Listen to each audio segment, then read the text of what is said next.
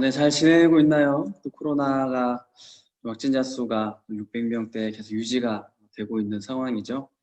어디 있든지 늘 코로나 조심하고 마스크 꼭 쓰고 다니고 방역 수칙을 잘 또 지켜서 이 어려운 시기들을 우리 같이 잘 극복하는데 동참하는 우리 청년들이 되었으면 좋겠어요. 우리 시간에 함께 찬양 드릴 텐데요. 바닷길이라는 찬양을 통해서 또 주님의 그런 위로하심을 얻고 또 주님의 힘주심을 같이 경험했으면 좋겠어요. 내가 느는 길그 멀고만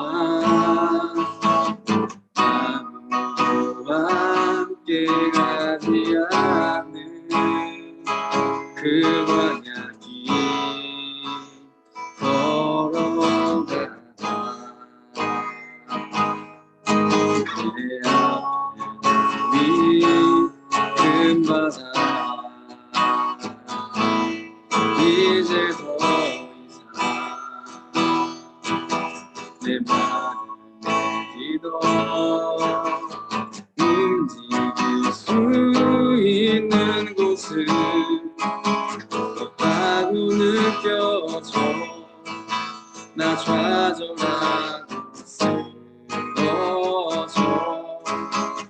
아무것도 하지 못할 때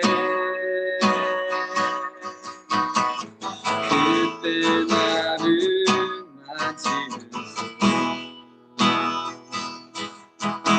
손 나를 일으켜 세워 나의 갈 길을 다시 오라시며 내 앞에 바다를 가르치네.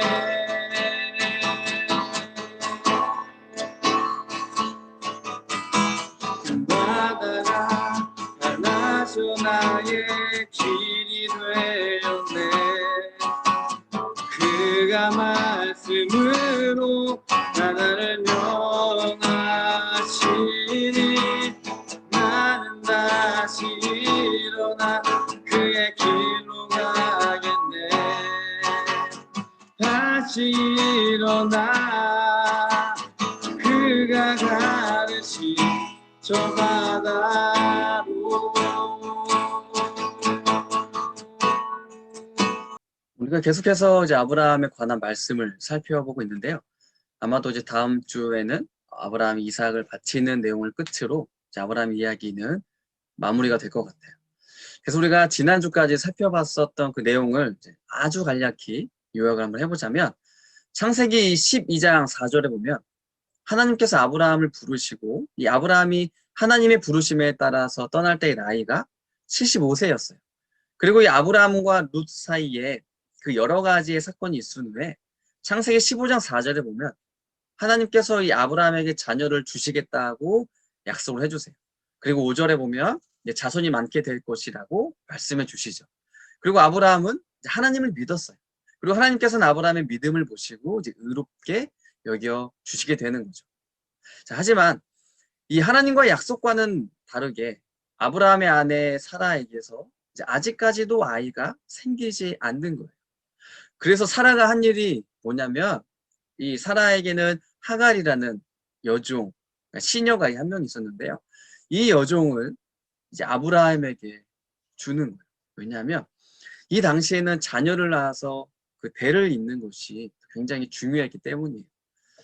그래서 오늘 본문 이제 이 믿음과 본문 3절에 보면 이제 아브라함의 아내 사레가 자기의 여종 이집트 사람 하갈을 데려다가 자기의 남편 아브라함에게 아내를 준 때는 아브라함이 가나안 땅에서 살아온 지 10년이 지난 뒤이다. 하나님의 약속을 받고 그 인도하심에 따라서 가나안에 도착을 했어요. 그리고 가나안에 거주한 지 10년이 지났지만 아이가 생기지 않는 거예요. 그래서 어쩔 수 없이 이 하갈을 통해서 자녀를 이제 낳기로 결정을 하게 된 거죠. 자, 이처럼 분명히 하나님께서는 아브라함과 사라에게 자녀를 주겠다라고 약속해 주셨어요. 하지만 10년의 시간이 흐르면서 이 아브라함과 사라의 믿음이 어떻게 돼요? 이제 불신으로 바뀌게 되는 거예요. 15장 6절에서 분명히 아브라함이 주를 믿으니 하나님을 믿었단 말이에요. 그리고 하나님이 그런 아브라함의 믿음을 칭찬했어요. 그런데 그 믿음이 10년이 지나면서 사라져 버렸어요. 믿음이 불신으로 바뀌게 된 거죠. 자, 그 결과 이 아브라함과 사라에게서 그 둘 부부 사이에서 아들이 생긴 것이 아니라 아브라함과 하갈이라는 그 여자 사이에서 아들이 생기게 되었던 거예요. 이처럼 이 믿음이라는 것은 우리의 시간과 환경과 그 상황에 따라서 언제든지 달라질 수가 있는 거예요. 하나님의 말씀을 직접 들었지만 10년이란 시간이 믿음을 약하게 했어요. 아들이 계속해서 없는 그 현실이 이들 부부의 믿음을 약하게 했단 말이에요. 그 결과 이들의 선택은 하나님을 선택하는 것이 아니라 자신들을 위한 하갈을 선택을 한 거예요. 사라는 이 하나님이 아니라 하갈을 통해서 자녀를 선택했고요. 아브라함은 하나님의 말씀을 듣는 그 선택한 것이 아니라 사라의 말을 듣는 선택을 하고 말아요. 우리 역시도 살다 보면 이 믿음이냐 현실이냐 하나님이냐 다른 것이냐를 선택하게 되는 순간들이 의외로 많이 있어요. 그런데 많은 사람들이 믿음과 삶이 분리가 되어 있다 보니까 실제 나의 삶 속에서 믿음을 전혀 생각하지 않는 거예요. 그러니까 어떻게 돼요? 내 인생에 어떤 선택의 순간이 와도 너무나 쉬운 거죠. 왜요? 믿음과 현실이냐 하나님과 다른 것이냐 고민할 필요가 전혀 없어요. 왜요? 믿음과 삶이 떨어져 있기 때문에. 오로지 내 현실 속에서의 선택은 하나님이 아니에요. 하나님의 말씀이 아니고 믿음이 아니에요. 내가 그 중심에 되는 거고 세상의 가르침과 가치가 그 선택의 기준이 되는 거죠. 하지만 내가 정말 믿음의 사람이라면 나의 인생의 그런 선택의 순간들 앞에서 언제나 우리는 고민을 해야 되는 거예요. 과연 어떤 선택이 믿음을 따르는 것이고 하나님의 말씀을 따르는 선택일까? 물론 너무나 어려운 그런 선택인 거죠. 결코 쉬운 문제가 아니에요. 그렇기 때문에 우리는 늘 하나님께 묻고 하나님께 더 집중을 해야 되는 거예요.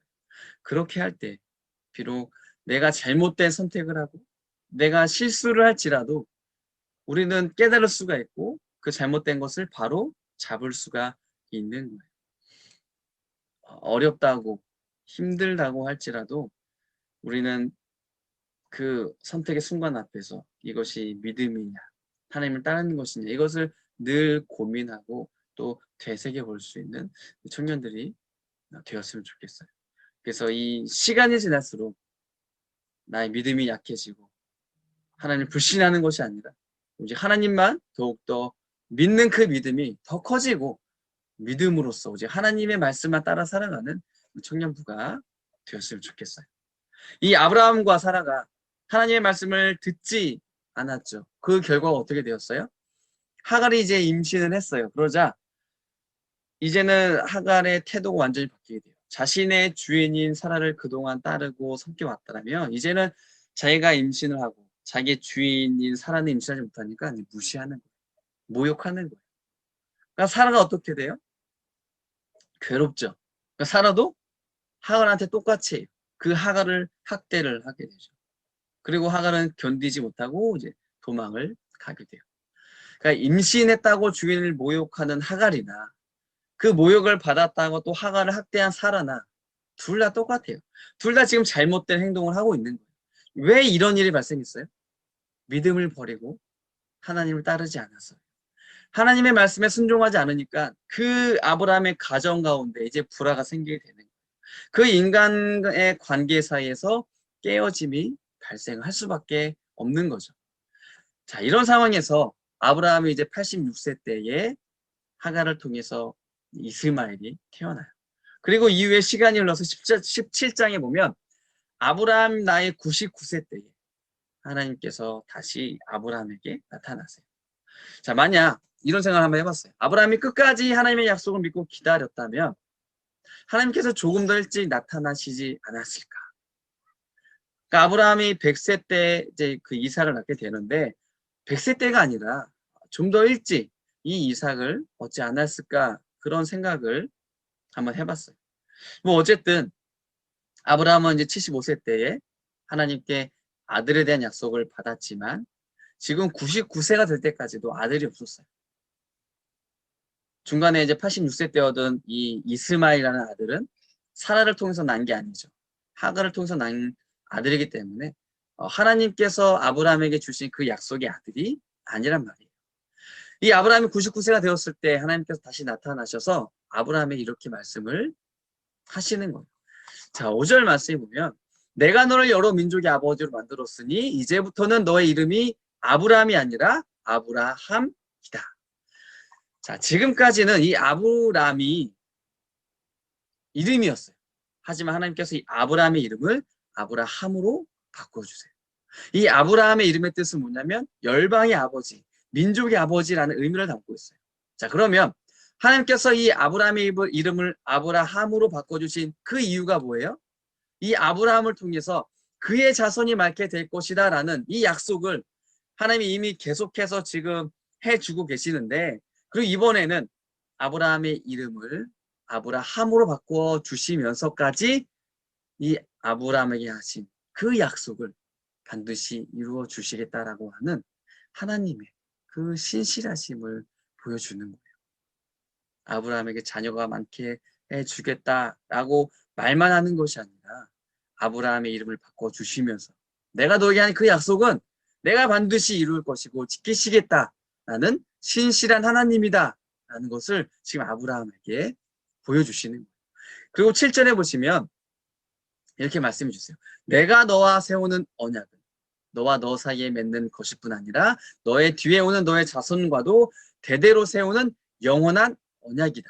이 언약을 따라서 나는 너의 하나님이 될 뿐만 아니라 뒤에 오는 너의 자손의 하나님도 될 것이다. 이 아브라함과 또 이 하나님의 약속, 즉 이 언약은 아브라함뿐만 아니라 아브라함의 자손들과도 세우는 하나님의 영원한 언약이라는 것을 말씀을 해주세요. 이 창세기 17장에 보면 특별히 이 언약이라는 단어가 자주 언급이 돼요. 2절, 4절, 7절, 9절, 10절, 11절, 13절, 14절, 19절, 21절에 보면 이 언약이라는 단어가 한 번씩 혹은 두세 번씩 이제 언급이 되고 있어요. 그만큼 지금 하나님께서 이 아브라함이 99세 때에 나타나셔서 아브라함과 맺는 이 언약은 너무나도 중요하다는 것을 말씀해 주시는 거죠. 그리고 동시에 하나님께서 맺으시는 이 언약은 하나님이 반드시 지키시고 이루어 주시겠다라는 것을 보여주기 위해서 이 언약이라는 단어를 하나님이 계속해서 이 아브라함에게 말씀하고 계시는 거예요. 지금 하나님께서 하시는 이 언약을 아브라함에게 반드시 기억하라는 거죠. 그리고 이 언약이라는 것, 아브라함과 그의 후손과 맺었을 뿐만 아니라 하나님은 예수님을 통해서 이 언약을 저와 여러분들과도 맺어주셨어요. 이 아브라함과 그의 자손을 통해서 많은 믿는 자들이 나오게 될 것이라고 하나님 말씀해 주셨는데, 이제는 예수님을 통해서 누구든지 그를 믿는 자가 하나님의 자녀가 될 것이라는 언약을 우리에게 주시는 거예요. 그리고 이 언약, 우리에게 너무나도 중요하죠. 절대로 잊으면 안 되는 언약이에요. 그래서 신약성경의 많은 부분이 이 예수님에 대해서 기록을 하고 있는 것이고 예수님이 하신 말씀을 기록하고 있는 거예요. 그리고 성경 66권 전체가 말하고자 하는 그 핵심이 바로 이 예수님인 것도 결국 우연이 아니죠. 하나님께서는 이 예수님을 통해서 하신 언약, 즉 누구든지 예수님을 믿으면 죄의 용서를 받고 구원을 받는다. 이 언약을 기억하고 우리가 하나님의 자녀가 다 되었으면 좋겠습니다. 자, 그런데 이 하나님의 언약이 이루어지기 위한 조건을 하나님께서 이 아브라함에게 말씀해 주시는데 그게 뭐냐면 할례예요. 여러분, 할례는 뭐예요? 이 남자의 그런 생식기에 있는 표표를 베어내는 거잖아요. 흔히 이제 포경수술이라고도 하죠. 이미 아브라함 당시에는 이 할례를 행하는 것이 여러 나라와 민족들 사이에서 행해지고 있었던 거예요. 그러니까 그들은 할례를 통해서 이제 사회적인 그런 유대감 그리고 소속감을 갖기 위해서 할례를 했고 또 우리는 이제 같은 민족이다라는 정체성을 심어주기 위해서 그 주변 여러 나라들에서 이미 할례를 시행을 하고 있었어요. 하나님께서는 이미 그 당시 여러 나라와 민족들 가운데 행해지고 있었던 이 할례를 가지고 이 이스라엘 민족을 하나로 묶으시는 이 할례 의식을 통해서 이제 종교적인 의미를 부여해 주시는 그리고 이 할례를 통해서 하나님께서 세우신 언약 백성이 될 수 있도록 하나님이 새로운 어떤 제도를 만들어 주시는 거죠. 이 창세기 17장에 언약이라는 단어가 많이 언급된다고 살펴봤잖아요. 근데 할례에도 많이 언급이 돼요. 10절, 뭐 11절, 12절, 13절, 14절에 보면 뭐 할례를 받다, 표표를 배다라는 표현이 있어요. 그래서 창세기 17장에서는 이 언약과 할례가 중심 주제가 돼요. 그래서 우리는 이것을 다음과 같이 정리를 해볼 수가 있을 것 같아요. 하나님은 이 언약을 그 자신의 백성들과 맺으시는 분이신데 하나님의 이 언약 백성이 되기 위해서는 외적으로 할례를 시행해야 된다. 그리고 할례를 시행하는 이 목적 중에 하나는 단순히 할례를 한다라는 것에 있는 것이 아니라 첫 번째는 하나님의 말씀에 순종한다. 그러니까 할례를 행하라라는 그 하나님의 말씀에 순종을 해야 되는 것이 하나님의 언약 백성이 되는 것이고 그리고 그 할례를 통해서 우리의 몸에 새기는 거죠. 기억하는 거죠. 나는 하나님의 언약 백성이다라는 것을 기억하는 것이 두 번째 의미가 있는 거예요. 그래서 하나님께서 이 아브라함과 사라에게 이 언약과 할례에 대해서 즉 하나님의 백성으로 삼아 주시겠다라고 말씀해 주시는 거예요. 이것은 아브라함의 이름을 이제 아브라함으로 바꾸어 주시면서 이제 새롭게 주신 말씀이었죠.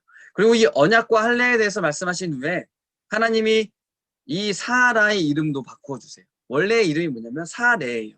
사레에서 사라로 그 이름을 바꾸어 주세요. 마찬가지로 이 사라의 이름 역시도 뭐 열국의 어머니라는 뜻이 있는 거죠. 아브라함과 같은 의미를 담고 있는 거예요. 그리고 사라에게 말씀해 주세요. 아들을 낳을 것이다. 자, 하지만 이 17절 말씀에 보면 아브라함이 이렇게 반응해요. 아브라함은 얼굴을 땅에 대고 엎드려 웃으면서 혼잣말을 하였다. 나이 100살 된 남자가 아들을 낳는다고? 또 90살이나 되는 사라가 아이를 낳을 수 있을까? 자, 이 아브라함이 하나님의 말씀을 듣고 어떤 반응을 일으켰어요? 웃었어요. 왜 웃었을까요? 어이가 없다라는 거예요. 지금 하나님은 말도 안 되는 소리를 하고 있다라고 생각했기 때문에 너무나 황당하고 어이가 없어서 웃음이 나오는 거예요. 하나님의 말씀을 믿지 못한 거예요. 자, 그러자 하나님께서는 21절에서 말씀해 주세요. 내년에, 즉 아브라함이 100세가 되었을 때 사라가 임신을 해서 아들을 낳을 것이다. 또 이어서 창세기 18장에 가면 하나님께서 이제 천사 3명을 아브라함에게 보내요. 그 보내신 이유가 뭐냐면 18장 10절에 보면 내년에 사라가 아들을 낳을 것이다라고 또 천사가 이야기를 해줘요. 이미 이제 하나님께서 아브라함에게 말씀을 주셨는데 지금 아브라함이 웃었잖아요. 그래서 다시 한번 하나님의 천사를 보내서 알려주시는 거예요.